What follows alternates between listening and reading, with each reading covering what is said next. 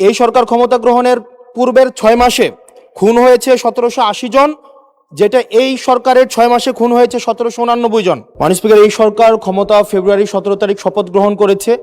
এর পূর্বের 6 মাসে ইন্টারিম গভর্নমেন্টের সময় প্রতিদিনে হত্যা হয়েছে, প্রতি মাসে হত্যার গড় ছিল 260 জন, যেটা বর্তমানে 311 জন।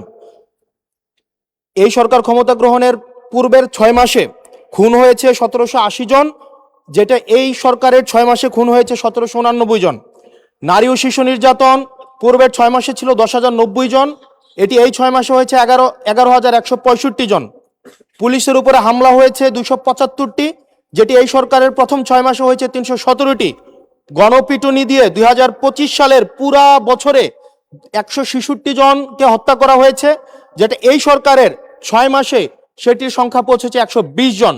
ব্রাহ্মণবাড়িয়াতে কনসার্ট বন্ধ করে দেওয়া হয়েছে, নৌকাবাজ বন্ধ করে দেওয়া হয়েছে।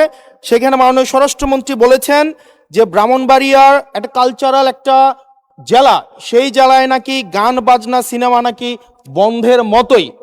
আজকে আপনার মাধ্যমে মাননীয় স্বরাষ্ট্রমন্ত্রীর কাছে প্রশ্ন, এই 6 মাসে মাননীয় স্বরাষ্ট্রমন্ত্রী কি law and order situation restore করতে পেরেছে কিনা এবং আইনের শাসন সেটি প্রতিষ্ঠিত করতে উনি পর্যাপ্ত ভূমিকা রাখতে পেরেছে কিনা, নাকি উনি ব্যর্থতায় পর্যবেসিত হয়েছে? মাননীয় স্পিকার।